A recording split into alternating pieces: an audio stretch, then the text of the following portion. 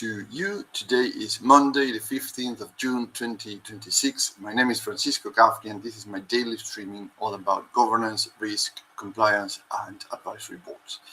So, this week, I'm looking at advisory boards through the advisory board operating system model that you have in front of you, but from a different angle. So last week, if you remember, I spoke about how the operating system works in practice, right? But this week is about how you set it up properly so it does not become a talking shop. And many times advisory boards are that. It's a bunch of friends or no friends, but actually it's like everybody pulled in a different direction, and then it's very confusing. So look at this model.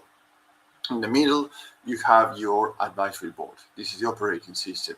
And around it, you have the four areas. On top, you have scaling. On the right, you have predictability. At the bottom, you have systems. And on the left, you have edge, which is your how you are relevant, your innovation, your transformation for the future, right? So this is useful, this whole model, because most founders like yourself do not have one clean problem. You have several moving problems at the same time. As I always said, a business is not a linear path right in front of you that you address problem after problem after problem, or month end after month end, or quarter end after quarter end, whatever is the case. Everything has an impact on everything because everything is related to your business. The difference is actually large organizations, like you say, well, like 10,000 employees, 20,000 employees, whatever is the number, you have different departments and heads of departments that are addressing these problems, particularly from their position. And then they meet at one point, and then they address all these and how they work together to mitigate these risks, to how to solve problems, etc. And then they cascade to their own departments what decisions have been done on top. And this usually they have what is called a strategic office, where everything is addressed, is thought about. There is a lot of pattern recognition, a lot of strategies, recognitions, etc. And then they develop the next steps for the whole organization.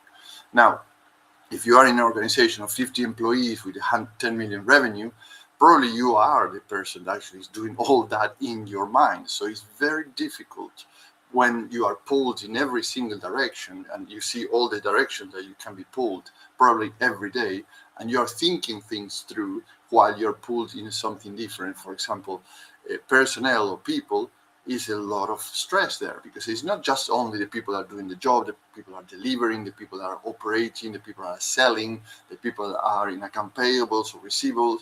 Also is what are they doing in terms of how are they executing the strategy? Are they involving you too much when you shouldn't, etc., etc. So I don't want to go into those details. We discussed that largely last week. So when the business wants growth, that is the scale section. If the business wants cash, revenue, and assets to be easier to read, that is your predictability section. So if the business wants better controls, less risk, and stronger performance rhythm, that is your system section at the bottom. And when the business also needs to stay relevant as markets, technology, and people and expectation changes, that's the edge, your transformation. Now, an advisory board should help you as a founder and your leadership team see those four areas together, not as an isolated things that are happening and then are what is called the boomerang effect is coming back to you, everything, even if you decided and assigned a task and activities to different people in your organization. Now, let's take a look at three problems with this. Problem number one is advice without purpose. Let's assume that you form your advisory board, but this is not the purpose. So you, as a founder, ask if you respected people to help. You all meet, the conversation is interesting, people say useful things, but no one has defined the advisory board actual role. So is it what is the mission of this advisory board? What is the vision, the vision, what they want to deliver? Is growth, looking for capital, change risk, technology, succession? So If the purpose is vague, the output will be vague, right? So you will know that you are going to meeting after meeting after meeting and say, what are we doing? So where is this going? It doesn't, it's a very good ideas, very good conversations, but no specific steps to follow and come back and say, hey, we did done this, we've done that, we are not clear in the result of this or the other. What do you think should be the next thing to do here, or how to fix it, or how to stop it, right? That's another important thing to do with an advisory board. Now, problem number 2 is that the boundaries get blurry, right? An advisory board advises, it does not govern your organization. It has no accountability for the advice. That's part of your executive team, of yourself as a founder. So it doesn't vote, it doesn't replace the board of if you have a board of executive teams, and I think that when that line is unclear, accountability get very, very messy. People start asking, who decided this? And this is a wrong question to be answering after the event, because if you come with this question, it means actually the boundaries between advisory board and executive team have not been clearly established. And problem number 3 is speed beats design, right? So many businesses want the advisory board live quickly. You say, oh, I want this group of people to actually to advise me. So that is understandable. The pressure is real. But if you rush into the setup, you build weakness into the room from day one. And here's the key: the wrong chair, the wrong members, you don't have a sponsor, there's no measurements, there's a lot of things that are missing. That is how good intent turns into a lot of noise, and you don't have really a good idea of what's going on, and it starts to get messy. So, in other words, imagine this: you invite 5 clever people into a room and ask them to help your business grow. One person talks about finance, the other one about people, the other one about markets, other about technology, other might speak about risk. All of that things are very useful, but there is no map, no chair holding the shape, no clear decision route, and no measure to whether anything should be improved and how. And this is where the advisory board operating system kicks in. That's a meeting.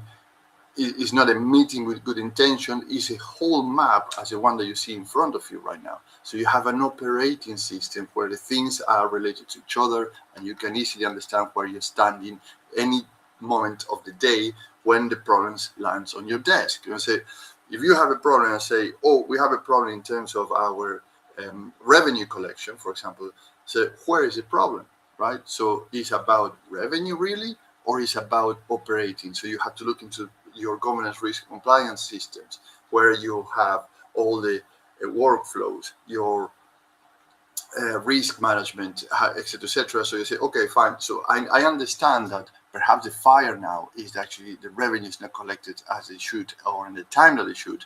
But what are the systems that actually make that collection automated or predictable, right?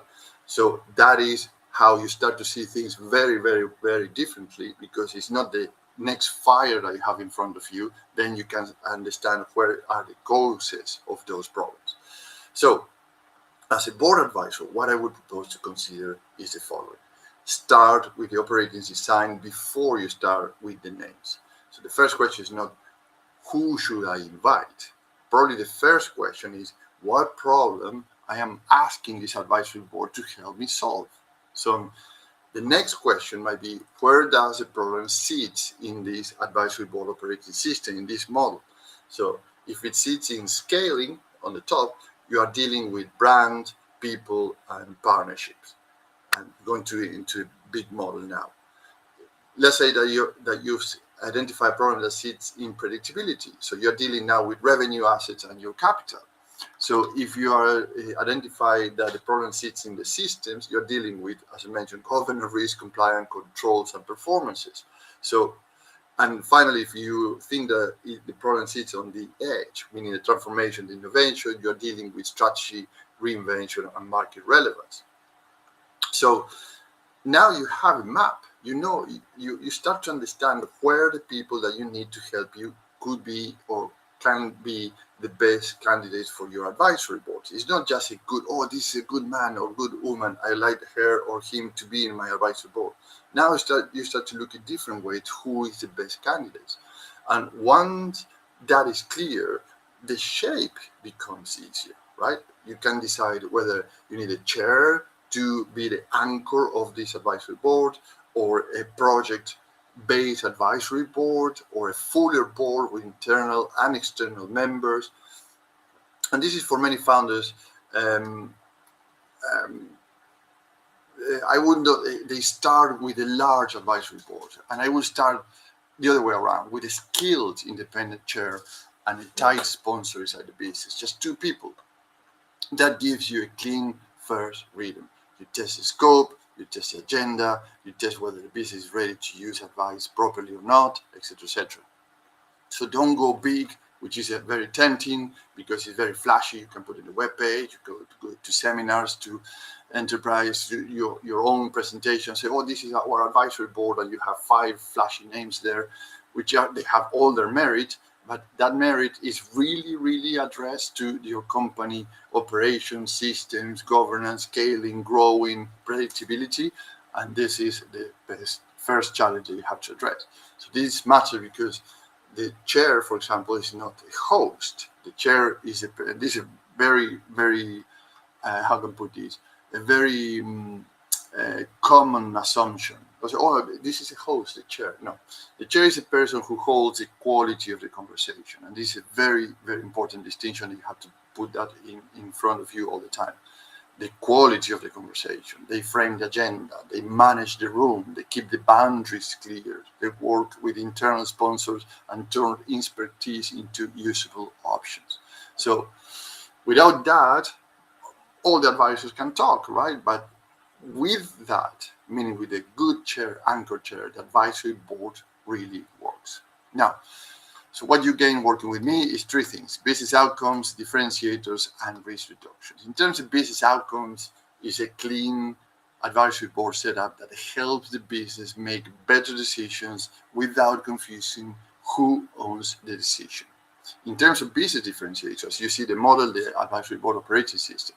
I provide this. It gives the advisory board a working map, scale, predictability, systems, and edge. This also gives you access to international advisory board expertise with faster implementation than hiring one executive, lower overhead than a big consulting firm, no talent locked in. And this is very important because you don't want to have the same talent for example, strategy than for people. There are 2 different skills, capacities, expertises, and experiences.